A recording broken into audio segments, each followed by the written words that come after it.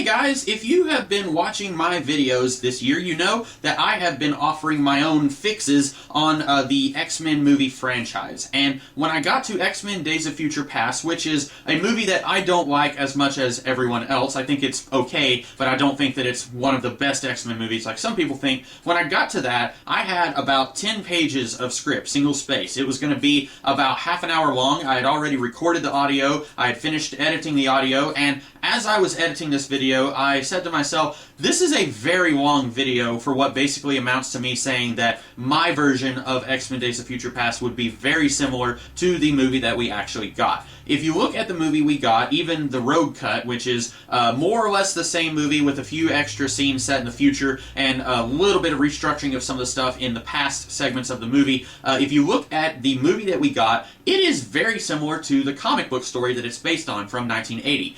Days of Future Past was a 2-issue comic book series that features a horrible future about 40 years down the line, and then what's left of the X-Men sends someone back in time to stop the assassination of a human being that is going to cause this horrible future. That is the same skeleton as the movie, and it is basically what I would want to do in my version of X-Men Days of Future Past. So there was really no reason for me to do this big, long, 30-minute video that was going to take me weeks to edit when I could just tell you a couple of things that I would do differently if I was doing X-Men Days of Future Past. Keep in mind that this would be in the same universe as all of my other hypothetical X-Men fixed videos, so it would be taking into account changes that I have already added in previous X-Men movies. The big thing that I would change would be this would not be a prequel set in the 1970s. If you watched my video on X-Men First Class, you know that it isn't X-Men First Class. I changed it to X-Men Origins Magneto. It is not the forming of the X-Men. You don't even see any other X-Men characters except for Professor X and Magneto, and then the bad guy of the piece, Mr. Sinister. In my timeline, the school probably doesn't form until about 1985. The first class is going to be Scott, Storm, Jean, and Beast, and they were probably about 15 or 16 around the time when they first came to the school. So we would not have Professor X in the 70s disillusioned with the dream, being convinced to carry on. I think that that's some really good stuff in the movie that we got. I think that both Patrick Stewart and James McAvoy really act the heck out of all of that, but I would not be doing that here. In the movie that we got, Professor X is kind of our central character. I would want to keep the focus on Kitty Pryde, who was kind of the main character in the comic. In the movie that we got, we also had Wolverine in the future being sent back into his body in the 1970s. I would not be doing that. I don't think that every X-Men movie has to focus on Wolverine, has to keep Wolverine in the spotlight. I think sometimes you can have him be in the background, especially since he just got his own movie right before Days of Future Past. So the big thing that I would do differently here is that I would have the future segments be set 40 years in the future, a lot like the movie that we had, and then I would have the present day stuff be set after the events of my fix for X-Men Dark Phoenix. If you haven't been watching my videos, I split up X-Men The Last Stand into 2 movies. I had one movie about the cure, and then I had Jean Grey coming back in its own separate movie.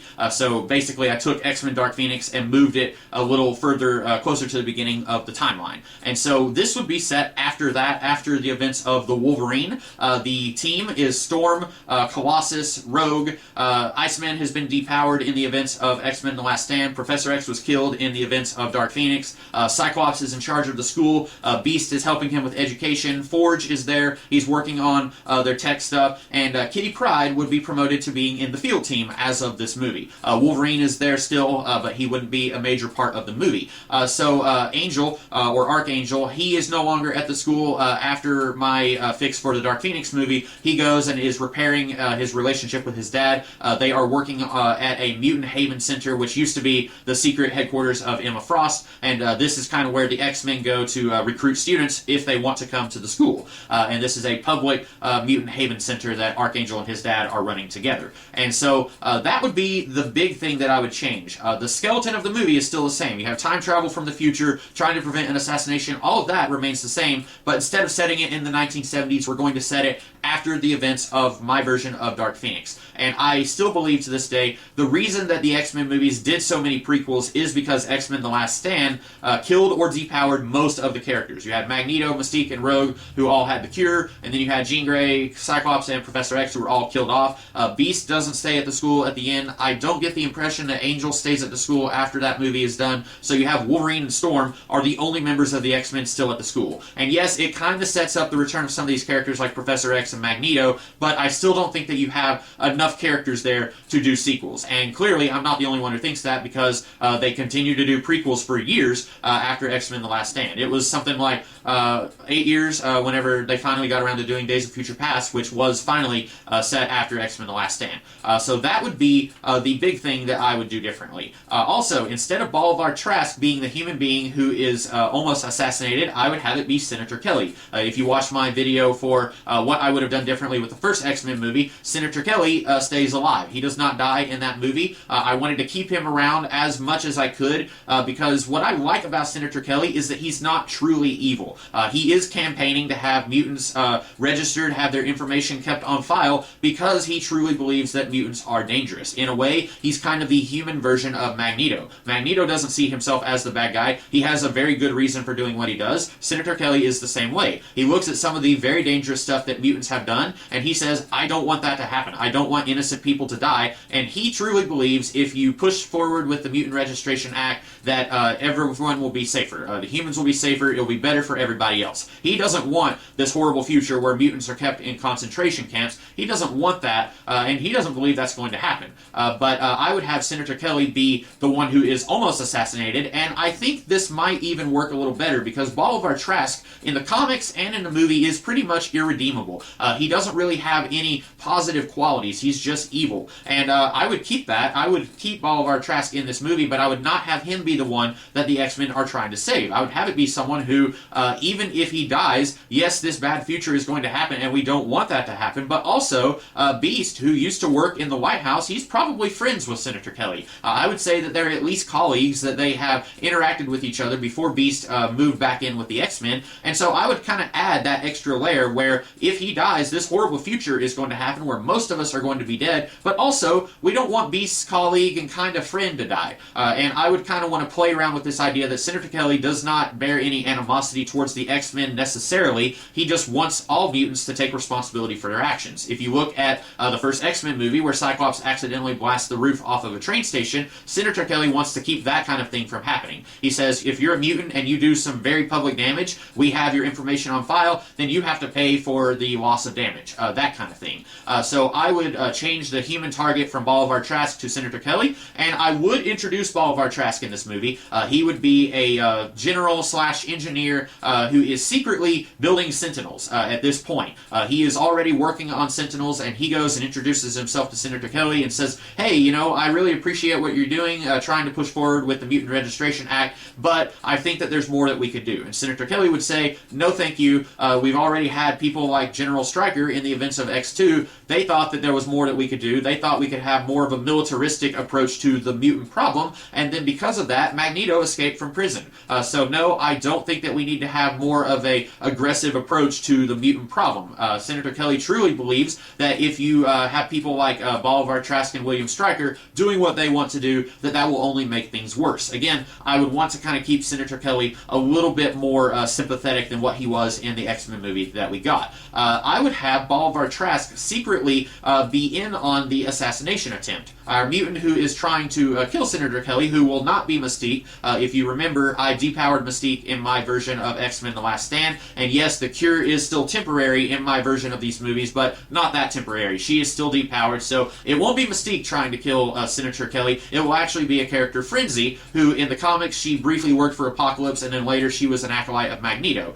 Frenzy is trying to kill Senator Kelly because in my version of this movie, she grew up in apartheid. If you don't know what apartheid it was an institutionalized racial segregation in Africa, starting in the 40s and ending, I think, in 94, and that wouldn't be too far away in my timeline of these movies, because I would have this set shortly after the events of the Wolverine, so it would be set in the early 2000s instead of the year 2014 when it came out, and so apartheid was not that long ago in this timeline, and Frenzy is looking at Senator Kelly saying that mutants are a menace and we need to do something about the mutant problem, and kind of like Magneto, she is drawing on her own experiences, and she says, this is bad. If this guy gets his way, it's going to be very similar to what happened to me when I was a kid. And so she is going to say, I don't want mutants and humans segregated. I don't want mutants over here. They have their own place to live, and humans are over here. She believes that that will be very bad. So she tries to kill Senator Kelly so that she can prevent this from happening. And I wouldn't want her to be Magneto Light. I would say that the difference between this version of Frenzy and this version of Magneto is that Magneto does not see a happy ending for himself. He believes that he is going to die fighting in this war, and he believes that it will make things better for mutants. Frenzy,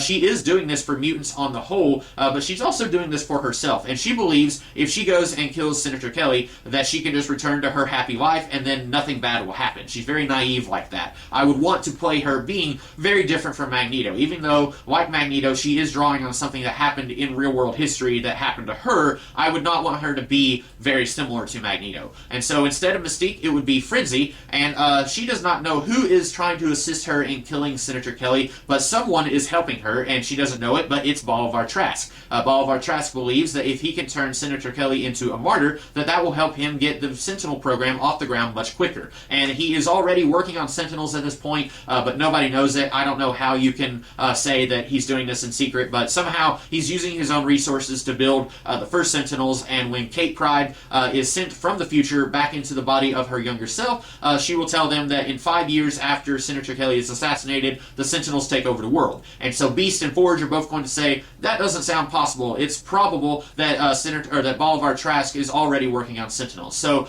we will have a big group of X-Men secretly go to Senator Kelly's speech to try and save his life, and then we will have Rogue and Forge go to this base that Kate knows about where these Sentinels are being built, and they are going to destroy all the Sentinels that are there, while the rest of the X-Men are going to try and save Senator Kelly's life. And Bolivar Trask, he wants to use Senator Kelly kind of as ammunition so that he can put the Sentinels out on the street, and he's not pure evil. He's definitely more evil than Senator Kelly, but he truly believes if the Sentinels are out there, that all of humanity will be a little bit safer. He does not know that the Sentinels will end up taking over the world. And a big thing that I would do different, in the movie we got, the Sentinels basically try to kill everybody, humans and mutants. I wouldn't do that. I would just have the Sentinels round up the mutants and put them in internment camps, kind of like what we had in the comic. That makes it a little bit easier for our X-Men in the future to do their thing. They're not being exterminated, they're just being rounded up. And they will do their time travel thing. Instead of Kitty Pryde just randomly having time travel powers like she did in the movie, I would say that Rachel Summers is the one who sends old Kate Pryde back into the body of her younger self, which is a thing that happens in the comic. I wouldn't actually name Rachel Summers, but her bright red hair would make you think, okay, this is probably Jean Grey's kid, because in my version of the Dark Phoenix story, Jean Grey doesn't die, she just goes away until she can kind of repair her mind and get back into a healthier place. And so, watching this, you see this red-haired person who's in her mid-30s, you're thinking, okay, at some point Jean is going to come back to the X-Men. But Rachel sends Kate Pryde back in time, just like in the comic. I would say that most of these characters probably have evaded capture, but you can still say that the mutant internment camps are a thing. I would hint at some of the other stuff that you might get to see in later movies. You could hint that Genosha is a mutant paradise, a paradise that is still not as much of a utopia as it was years ago, but it is the safest place for mutants to be. But Genosha is led by the Horsemen of Genosha. This would kind of hint at the coming of Apocalypse in later movies, and the Horsemen, they are going around trying to exterminate all of humanity. So the X-Men, while they are kind of banded together with some of their former enemies, like Pyro, for example, I would have Pyro be part of this group. While they have forgotten some of their old feuds, the Horsemen of Genosha are trying to exterminate all of humanity, and that's kind of making things harder for the X-Men to save the day. So they're fighting two fronts. They're fighting against the Sentinels, and they're also fighting against the Horsemen of Genosha. And so they meet up with someone named X, who works with Canadian intelligence, and in the big climactic scene against the Sentinels in the future, I would reveal that this is actually X-23, an adult clone of Wolverine, who you probably know we will later meet in the movie Logan. Logan. But I would actually introduce her here, and I would do that famous scene where Wolverine attacks a Sentinel and his body is incinerated, leaving behind an adamantium skeleton. I would do that here with X-23 in the future instead of Wolverine. But I would have Pyro in a wheelchair, which is kind of a callback to how Magneto was in a wheelchair in the Days of Future Past comic. I would show that most of the old feuds have been forgotten. Members of the Brotherhood like Avalanche and Pyro, they are here trying to help what's left of the X-Men. I would have it be Kate Pryde, Rachel Summers, James Proudstar. I would have those guys here. They don't have a big part in the movie. I think one thing that the theatrical cut did pretty well was reducing the amount of screen time in the future, keeping most of the story in the present day. So I would do that, have about the same ratio of present day to future screen time. And then that's about it. I think that this would line up pretty well with my version of these X-Men movies so far. It would still basically be the same movie, just with characters doing different things. Some of it a little closer to the comics, some of it a little different. But I think that this would end up being a pretty good movie. Like I said, very similar to the Days of Future Past that we got. One big difference that I forgot to mention, in the movie we got, they actually succeed in preventing this horrible future. And one thing that I really like about the Days of Future Past comic book is that it hints that this horrible future is not prevented. They save Senator Kelly's life, and then Sebastian Shaw goes up to Senator Kelly and says, mutants, man, what can you do about them? Have you ever heard of the Sentinel program? Implying that the Sentinels are still going to come to power, even though Senator Kelly is still alive. I would want to do something very similar to that, where the X-Men, they are able to prevent Frenzy from killing Senator Kelly, and then they are arrested. I would bring back Agent Duncan. I would say Agent Duncan, who I introduced in my version of X-Men The Last Stand, I would say he is probably working with Bolivar Trask. He doesn't know that Bolivar Trask is building Sentinels on the side. He doesn't know that Bolivar Trask is trying to kill Senator Kelly or have Senator Kelly killed, but these two are working together, basically doing what they were doing in X-Men The Last Stand, where they are hunting down evil, hostile mutants. They're kind of doing that, and so Agent Duncan would arrest the X-Men when they're there, and they are able to save Senator Kelly's life. He's saying, hey, what are you guys doing? And then Senator Kelly would come in and say, release these people. They tried to save me. They tried to warn me that my life was in danger, but I was going to keep going with the speech no matter what. And then Senator Kelly tells them as they leave, by the way, guys, this doesn't change anything. I'm still going to push forward with the Mutant Registration Act. Thank you for saving my life, but I cannot allow this type of thing to continue where mutants can just walk into a building and kill someone with impunity. And so it's a hollow victory, and after they save Senator Kelly's life, Kate is still in Kitty Pryde's body, and she says, why haven't I gone back? I should have changed the future by now. And then shortly after they're arrested, she does go back to the future. She wakes up, and all of her allies are dead. The Sentinels have surrounded them, and the future is still the same. I would want to imply that this doesn't get the happy ending that the movie we got gave us. One thing I didn't like about Days of Future Past and also X-Men Apocalypse to a degree, I didn't like the happy ending that those movies gave us. I didn't feel like that it was earned. And so I would want to say there's still some pretty bad stuff coming on down the horizon that these guys are going to have to deal with. But the X-Men, as far as they know, this horrible future has been averted because Kate Pryde disappeared, and now Kitty is back to normal. And then you would get two post-credit scenes. One, we get to see Cable in the future. I would have X, or X-23, when she meets up with the X-Men earlier in the movie, and she says, Cable can't come, he's doing his own thing. Sorry about that, he sends his regards. And then, post-credit scene, Cable rescues an absolutely ancient Forge, who the Sentinels had captured, and they were somehow forcing him to use his mutant powers to build machine-type stuff. They are forcing him to improve the Sentinel design, and Cable has now rescued Forge, and he says, alright, I've saved you, now maybe I can get you to build me a time machine so I can go back and do this right. And then your second post-credit scene, I would show Apocalypse waking up in the present day thanks to the time travel stuff going on in this movie. This would be a callback to a comic book called Cable -1, where Apocalypse was awakened when Cable came back in time. Cable was sent back in time to eliminate Apocalypse, and he didn't know this, but him coming back in time is what woke Apocalypse up. I would do something kind of like that here, where the time travel awakens Apocalypse, and then we can hint at X-Men Apocalypse, which is kind of what the movie we did gave us, except they showed a scene in the past with young Apocalypse. I would want to show him waking up in the present day. And that's about all that I would do with X-Men Days of Future Past. I hope you guys like this video. Like I said, very similar to the movie we got, just changing a few things, making it line up a little bit more with my version of these X-Men movies. So I hope you liked this video. If you did, be sure to throw some likes down there. And if you are enjoying my X-Men Fix videos, next week I'll be giving you another one. That's a little bit of a hint. So anyway, with that being said, I hope you guys have a great rest of the day, and I will catch you later. Have a good one.